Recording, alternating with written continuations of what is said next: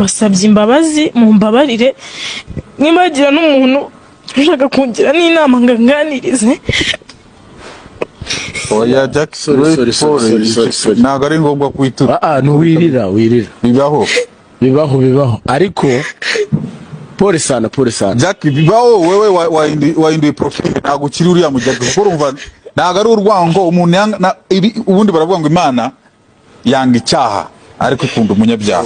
So urwango icyari kikurimo icyagaragaraga icyo gihe nico abantu bangaga ntago bangaga wowe. Niba bari baranandoze simbizi n'ukuri kw'Imana kuko ngewe narotaga n'inzozi mbi nkarota nabi nkabyuka nkumva najya no ku muhanda nambaye ubusa. Sinzi niba bari barandoze ntago mbizi ariko ifoto zanjye ndabasabye umuntu uzifite azisibe kuko niyemeje guhinduka.